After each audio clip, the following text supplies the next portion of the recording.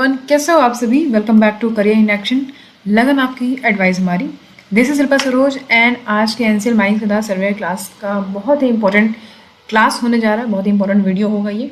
तो इस वीडियो में हम ओपन कास्ट और शॉर्ट फायर से कुछ एक्सपेक्टेड एमसीक्यूज देखेंगे जो आपके एग्जाम के पर्सपेक्टिव से बहुत ज़्यादा इंपॉर्टेंट है। ठीक है, तो हम चलेंगे फटाफट देखेंगे क्वेश्चन कैसे कैसे आ सकते हैं और क्या क्वेश्चन पूछ सकता है उसके इर्द गिर्द, और कुछ फैक्ट्स जानेंगे। ठीक है, तो चलो फिर देखते हैं और साथ साथ आप प्रैक्टिस करो, देखते जाओ कि क्या आप ये क्वेश्चन अटेम्प्ट कर पा रहे हो। तो ज़्यादातर अगर आप माइनिंग के स्टूडेंट तो बेसिकली कर लोगे। हाँ, कुछ क्वेश्चन ऐसे हैं जो आपको लगेगा कि हाँ ये मैंने देखा है कहीं, लेकिन एकदम दिमाग में नहीं आ रहा, तो वो चीज़ आप इसमें क्लियर कर सकते हो। ओके, बाकी कोई कन्फ्यूजन हो तो कमेंट बॉक्स में कमेंट कर सकते हो। जैसे कि आप सभी को पता है 19 को पेपर है आपका। ठीक है, 19 जैन को पेपर है। जैसे कि मैंने आपको बताया था कि फॉर्म सबमिट करने के बाद कुछ 2 या 3 मंथ के अंदर एग्ज़ाम होते हैं, लेकिन ये कुछ ज़्यादा ही जल्दी हो गया। 19 जनवरी तो अनएक्सपेक्टेड था बिल्कुल, लेकिन अब क्या कह सकते हैं, जब डेट अनाउंस कर दिया गया है तो आपको उसके अकॉर्डिंग जो अपने प्रिपरेशन बूस्ट करना पड़ेगा, राइट। तो चलो फिर अब स्टार्ट करते हैं, देखते हैं सबसे पहला क्वेश्चन क्या है हमारा। और कोई कन्फ्यूजन हो तो कमेंट बॉक्स में कमेंट कर सकते हो। बाकी आप टेस्ट सीरीज़ खरीद सकते हो एनसीएल के लिए।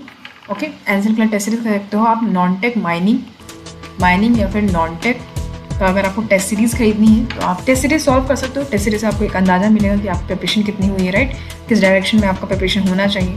तो आप टेस्ट सीरीज़ परचेस कर सकते हो नॉन टेक माइनिंग का, या फिर दोनों ही खरीद सकते हो। तो आप इसको आप परचेस करने के लिए इस नंबर पर, दिए गए नंबर पर कॉन्टैक्ट करेंगे। यहाँ से जो है आपको कोई भी इंक्वायरी लेनी है अगर टेस्ट सीरीज़ से रिलेटेड तो आप इस पर कॉन्टैक्ट कर सकते हो। तो चलो फिर आज का क्लास स्टार्ट करते हैं बिना देरी करते हुए। देखो, तो कुछ एमसीक्यूज है जिसको आपको पता होना चाहिए, क्योंकि देखो क्वेश्चन ऐसे होते हैं ना कि जो बार बार रिपीट होते हैं, राइट। तो कुछ क्वेश्चन है बिल्कुल आपको एकदम रटा होना चाहिए कि नहीं इसका तो यही आंसर होगा। इस तरीके से कुछ क्वेश्चन हैं जो बार बार पूछा जाता है। तो चलो फिर स्टार्ट करते हैं। सबसे पहला क्वेश्चन देखो, सबसे पहला क्वेश्चन हमारा कहता है in DTH the rotational speed of the drill rod is nearly dash RPM। देखो यहाँ पे DTH लिखा है, इसका मतलब down to hole drill method जो है आपका, उसमें रोटेशनल स्पीड जो होता है ड्रिल रॉड का वो कितना RPM होता है। लगभग 10 से 15 RPM, 15 से 25 RPM, या फिर 25 से 30 RPM, या फिर 30 से 35 RPM। तो इसको बहुत ध्यान से देखिएगा, क्वेश्चन इंपॉर्टेंट है, यहाँ से आ सकता है।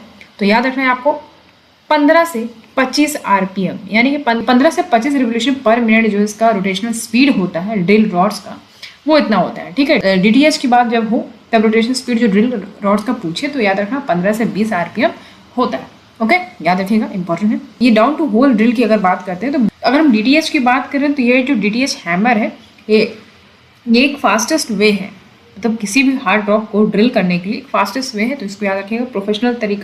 प्रोफेशनल एक तरीके से भी कहा जाता है इसको, प्रोफेशनल मेथड है इसको यूज़ करने का। ठीक है, तो चलो फिर आगे बढ़ते हैं अपने क्वेश्चन नंबर 2 की तरफ। क्वेश्चन नंबर 2 हमारा कहता है which of the following factor doesn't affect the stripping ratio. कहता है कि कौन सा फैक्टर, 4 ऑप्शन दिया है, कौन सा फैक्टर जो स्ट्रिपिंग रेशियो को अफेक्ट नहीं करेगा, प्रभावित नहीं करेगा। Strength of the overburden, excavator use, grade of the over, या फिर मेथड ऑफ वर्किंग। तो दोस्तों यहाँ पे देखो, ठीक है, तो स्ट्रेंथ ऑफ द बर्डन तो ये तो अफेक्ट करेगा। एक्सकवेटर यूज, एक्सकवेटर को बिल्कुल हम यूज करेंगे, एक्सकवेटर बिल्कुल अफेक्ट करेगा स्ट्रिपिंग रेशियो को। Grade of the over, method of the working, method of the working भी अफेक्ट करेगा, लेकिन जो अफेक्ट नहीं करेगा वो है आपका grade of the over. Over का जो ग्रेड है वो क्या है, इससे अफेक्ट नहीं करता है स्ट्रिपिंग रेशियो। वैसे स्ट्रिपिंग रेशियो क्या होता है, the ratio of the volume of overburden remove to weight of recoverable mineral reserve is called stripping ratio. Okay, ये होता है।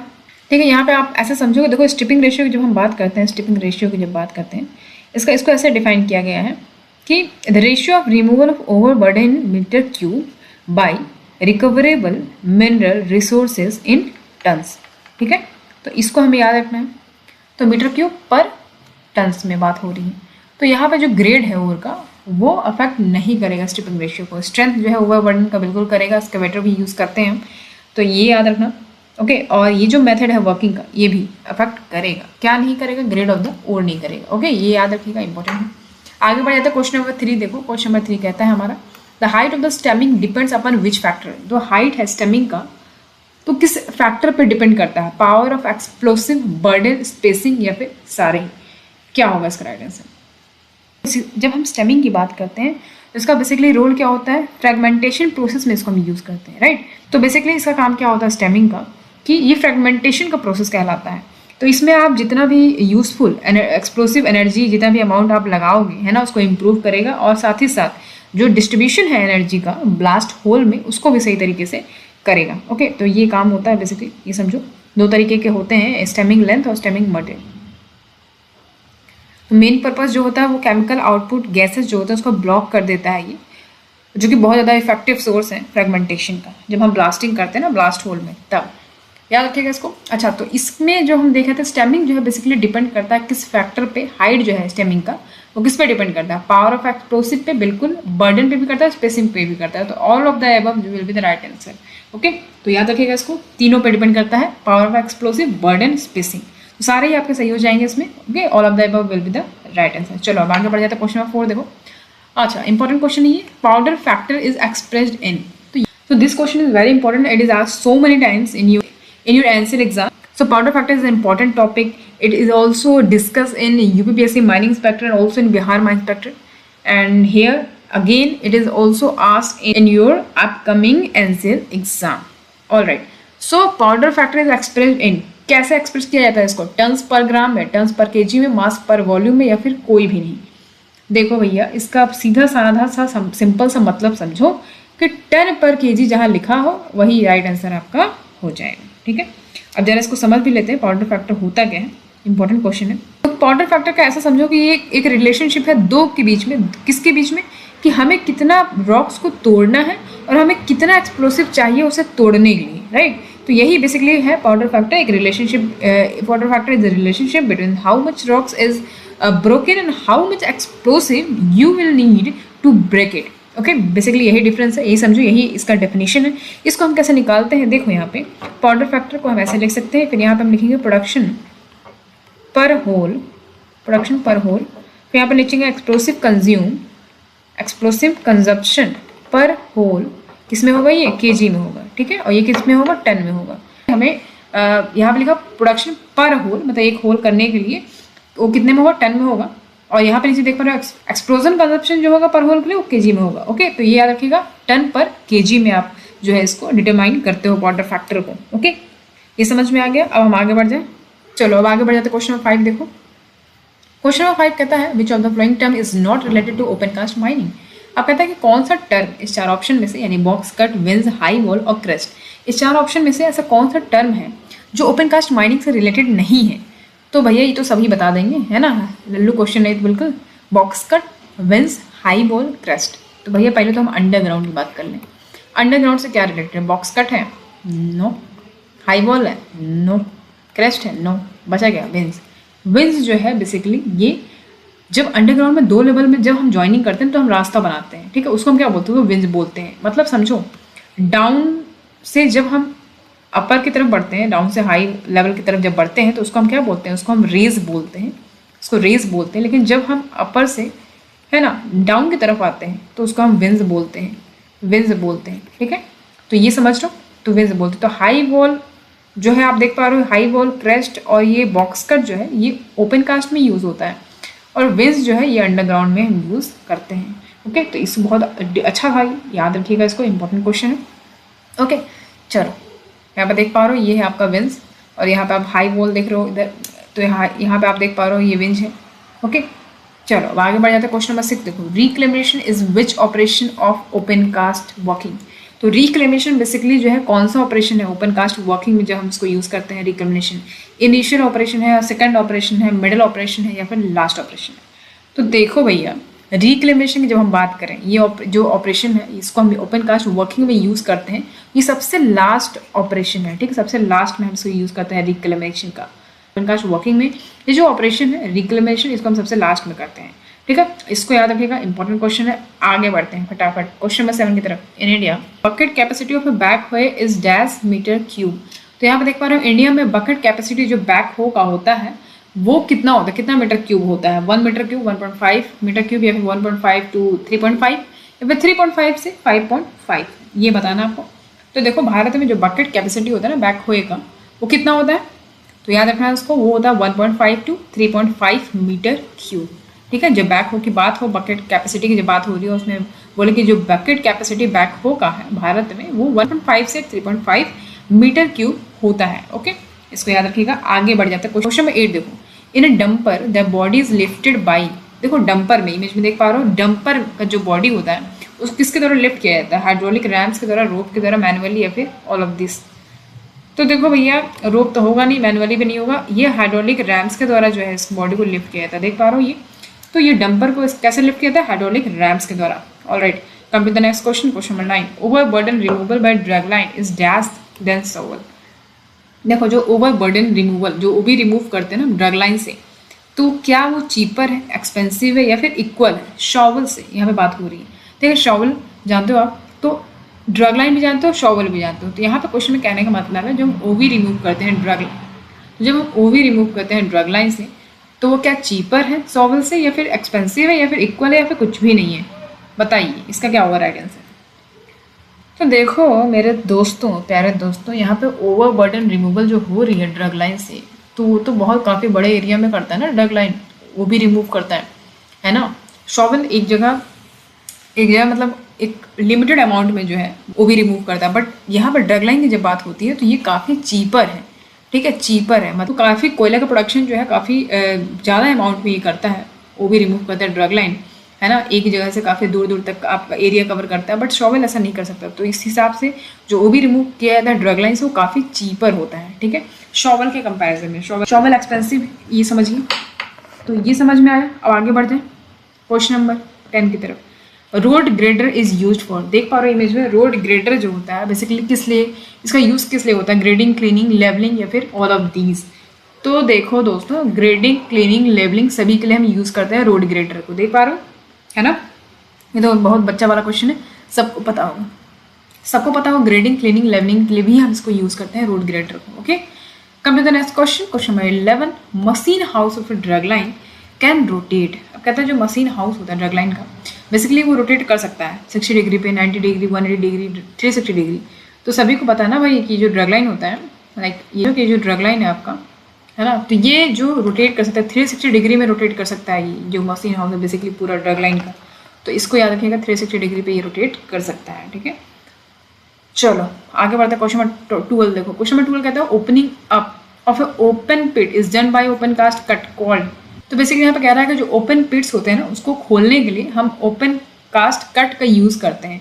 तो उसको हम क्या बोलते हैं? ट्रेंच बोलते हैं, एक्सप्लोरेशन, बॉक्स कट, या फिर प्रोस्पेक्टिंग। तो क्या बोलते हैं उसको? तो भैया यहाँ पे याद रखना, उसको हम बोलते हैं बॉक्स कट। क्या बोलते हैं? बॉक्स कट बोलते हैं इसको, ठीक है, याद रहेगा, इंपॉर्टेंट क्वेश्चन है।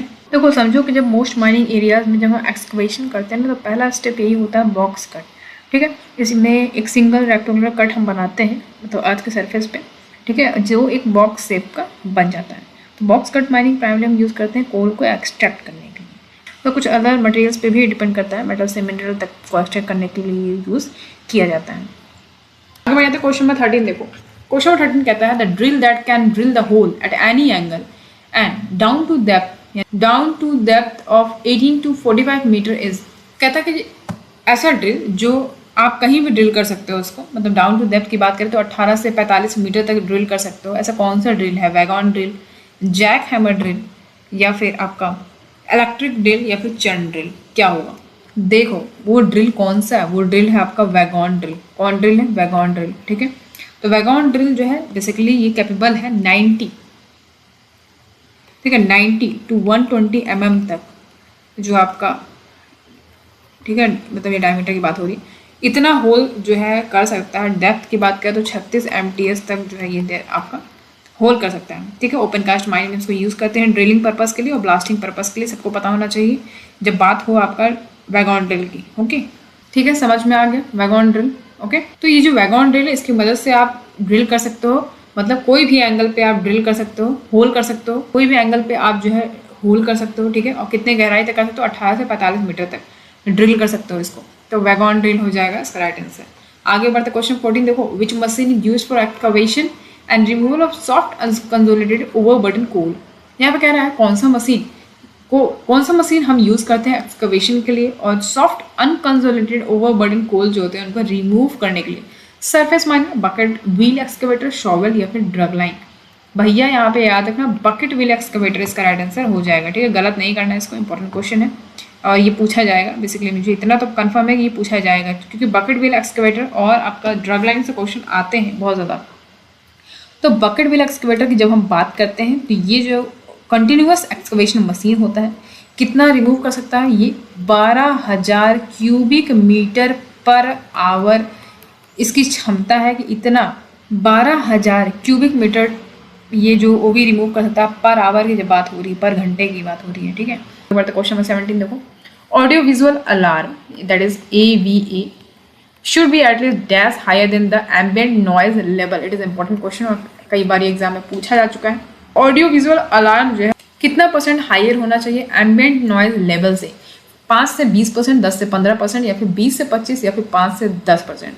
तो भैया इसका राइट आंसर आपका हो जाएगा 5 से 20% जो होना चाहिए, ठीक है। यहाँ पे लिख दे रही हूँ 5 to 20%, ठीक है। तो यहाँ पे मैं लिख दे रही हूँ 5 to 20% जो है ऑडियो विजुअल अलार्म का कम से कम 5 से 20% हायर, मतलब एटलीस्ट 5 से 20% हायर होना चाहिए एम्बिएंट नॉइज लेवल से, ठीक है। याद रखिए, इसको इंपॉर्टेंट क्वेश्चन है, कई बार आया एग्जाम में, ध्यान में रखिए इसको।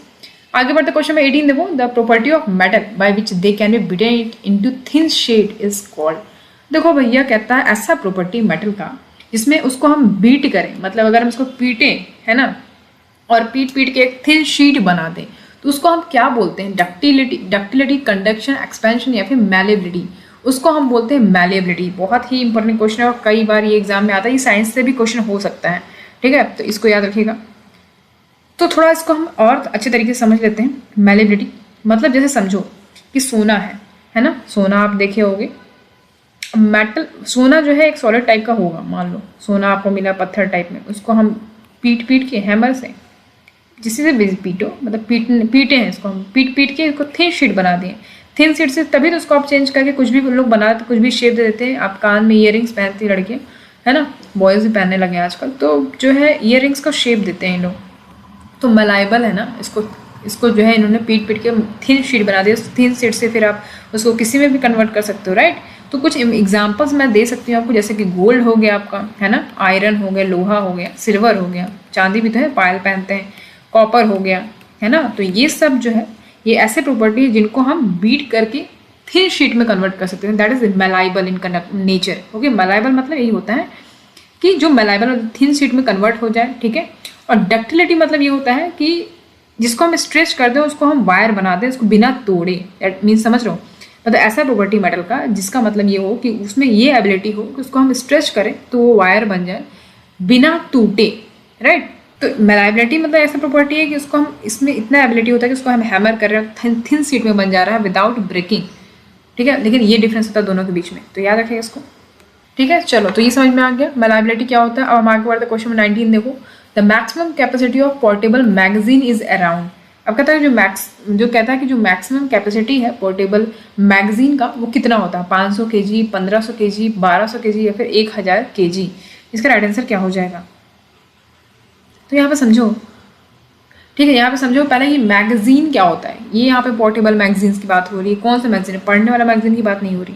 यहाँ पे समझो ये मैगजीन वो है कि देखो, मैगजीन की जब बात करते हैं तो वो एक ऐसा स्टोरेज है, मतलब एक ऐसा जगह है जहाँ पे हम सरफेस पर एक्सप्लोसिव, सेफ्टी फ्यूज, डिटोनेटर और डिटोनेटिंग फ्यूज रखते हैं, तो उसको हम मैगजीन बोलते हैं, ठीक है। मैगजीन देखो, मैगजीन की बात करें तो 3 टाइप्स के होते हैं बेसिकली। एक तो होते हैं मेन मैगजीन, दैट इज मुख्य मैगजीन, और दूसरा है सर्विस मैगजीन, फिर है पोर्टेबल मैगजीन, ठीक है। हम पोर्टेबल मैगजीन की बात करेंगे तो देखो, बहुत छोटी माइंस के लिए इसको हम यूज़ करते हैं, पोर्टेबल मैगजीन वहाँ पे काम करती है, ठीक है। ठीक है, तो यहाँ पे क्वेश्चन में कह रहा है कि जो मैक्सिमम कैपेसिटी है पोर्टेबल मैगजीन का वो कितना होता है? 500 kg, 1500, 1200, 1000। तो 500 kg होता है मैक्सिमम कैपेसिटी पोर्टेबल मैगजीन का, होता है वो 500 kg होता है, ठीक है। याद रखिएगा, उसको इंपॉर्टेंट क्वेश्चन है ये। ओके, चलो अब आगे बढ़ जाते हैं क्वेश्चन नंबर 20 देखो, vehicle transporting explosive shall not be driven at a speed exceeding how many kilometre per hour. देखो 25, 20 या फिर 15 या फिर 30। बहुत इंपॉर्टेंट क्वेश्चन है और ये समझ लो, आँख मूंद करके भी जाओगे ना तब भी ये क्वेश्चन पूछ लेगा आपसे। तो कोई व्हीकल है जो एक्सप्लोसिव ट्रांसपोर्ट करता है तो उसका जो स्पीड है वो कितने से ज़्यादा नहीं उसको ड्राइव करना चाहिए। अगर वो एक्सप्लोसिव लेके जा रहा है तो 25 किलोमीटर प्रति घंटे की रफ्तार से ज़्यादा नहीं होना चाहिए, ड्राइव नहीं करना चाहिए। तो 25 याद रखिएगा, इंपॉर्टेंट क्वेश्चन है ये, आ जाएगा एग्जाम में, है ना। मैं बता रही हूँ आपको, एकदम 101% श्योर हूँ ये क्वेश्चन आ जाएगा, ठीक है। तो याद रखिएगा इसको, 25 किलोमीटर प्रति घंटा। चलो question number 21, the with extracted from the working bench is called. देखो जो विद बोल रहा है कि हम एक्सट्रैक्ट करते हैं वर्किंग बेंच से, उसको कौन सा विद होता है, मतलब उसको कौन सा विद बोलते हैं? Cut, bench with, bank with या फिर फेंच, बेंच फेस, क्या बोलते हैं उसको? तो जो विद हम एक्सट्रैक्ट करते हैं वर्किंग बेंच से उसको हम बोलते हैं बेंच विद, ठीक है? क्या बोलते हैं? Bench with. इंपॉर्टेंट क्वेश्चन है, आएगा एग्जाम में, याद रखिएगा इसको। क्वेश्चन नंबर 22 देखते हैं। Which class of explosive emits less noxious fumes per gram of explosive? तो क्वेश्चन में कहना चाह रहा है कि कौन से क्लास के एक्सप्लोसिव में बहुत कम मात्रा में noxious fumes per gram of explosive emit होता है? Class A class 1, class A class B class 1 class 2, like ऐसे class B class 1 class 2 class 3 या फिर क्लास बी क्लास 1 क्लास 2। इसका राइट आंसर हो जाएगा क्लास ए और क्लास 1 में जो है ये आपको ज़्यादा देखने को मिल जाएगा कि कम noxious fumes per gram of explosive यहाँ पे एमिट होता है इस क्लास में, क्लास ए क्लास 1 में, ठीक है? इंपॉर्टेंट क्वेश्चन, याद रखिएगा इसको। नेक्स्ट क्वेश्चन, अब हम आगे बढ़ जाते हैं। क्वेश्चन नंबर 24 देखो। The machine use to remove dust of crust stone from blast hole is? तो यहाँ पे कहना चाह रहा है कि वो मशीन को हम क्या बोलते हैं जब ब्लास्ट होल करते हैं ना, ब्लास्टिंग करते हैं ब्लास्ट होल से, जो क्रस्ट स्टोन को हम रिमूव करते हैं ना, जो क्रस्ट स्टोन का जो डस्ट होता है उसको रिमूव करते हैं, तो वो किस मशीन के द्वारा होता है? डिपर, जंपर, प्राइमिंग नीडल या फिर स्क्रैपिंग स्पून? उसको हम भैया स्क्रैपिंग स्पून के द्वारा करते हैं, ठीक है? ऐसा मशीन जिससे हम जो ब्लास्ट होल करते समय जो डस्ट होता है क्रस्ट स्टोन से जो निकलता है उसको रिमूव करने के लिए हम इस मशीन का यूज़ करते हैं, स्क्रैपिंग स्पून का। ओके, चलो आगे बढ़ते हैं। क्वेश्चन नंबर 25 लास्ट क्वेश्चन है हमारा। For cartridge explosive the depth of short hole should be more than? कहता है कार्ट्रिज एक्सप्लोसिव के लिए जो डेप्थ होता है शॉर्ट होल का वो तो कितने से ज़्यादा होना चाहिए? 15 फीट से 12 फीट, 9 फीट या फिर 5 फीट, ठीक है? तो यानी कार्ट्रिज एक्सप्लोसिव की बात हो रही है, तो जो शॉर्ट होल का डेप्थ होगा वो 9 फीट से ज़्यादा होना चाहिए, ठीक है? Should be more than 9 feets, ठीक है? इंपॉर्टेंट क्वेश्चन है शॉर्ट होल का। जब पूछिए आपसे शॉर्ट होल कार्ट्रिज एक्सप्लोसिव से क्वेश्चन आ सकते हैं, तो यहाँ पे बोलता है कि जो डेप्थ गहराई है वो शॉर्ट होल का वो 9 फीट से ज़्यादा होना चाहिए, ठीक है? याद रखिएगा इसको, इंपॉर्टेंट क्वेश्चन है। तो हमने जो है आज इतने क्वेश्चन देखे, हमने तो ओपन कास्ट में सरफेस माइन और हम शॉर्ट फायर के हमने इंपॉर्टेंट एमसीक्यूज देखे। आई होप कि आपको समझ में आया होगा। वीडियो अच्छी लगी तो एक लाइक कर दीजिएगा, और वीडियो में कुछ कंफ्यूजन हो, कोई दिक्कत हो तो कमेंट बॉक्स में कमेंट कर सकते हो। मिलेंगे आपसे अगले क्लास में। 19 को पेपर है आपका, उसके पहले कुछ एमसीक्यूज करा दिया जाएंगे, उसको आप देख के जाना, ठीक है? मुझे लगता है कि इस टाइप की वीडियो आपको बहुत ज़्यादा बेनिफिट करेंगे। आप देखना कि ये क्वेश्चंस कहीं ना कहीं आएंगे, रिपीटेड क्वेश्चन है, ये आते हैं हमेशा, ठीक है? कहाँ से बच के और कहाँ से दे देगा क्वेश्चन, कहाँ से लाएगा क्वेश्चन, यहीं से आएंगे, ठीक है? तो इतना ध्यान में रखो, और आज का क्लास यहीं पे खत्म करते हैं। मिलेंगे आपसे अगली क्लास में, तब तक अपना ध्यान रखिए, पढ़ाई करते रहिए, प्रिपरेशन में लगे रहिए। इस बार एसजीएल आपको क्रैक करना ही करना है। चलो तो फिर आज कर इतना ही। See you in the next class.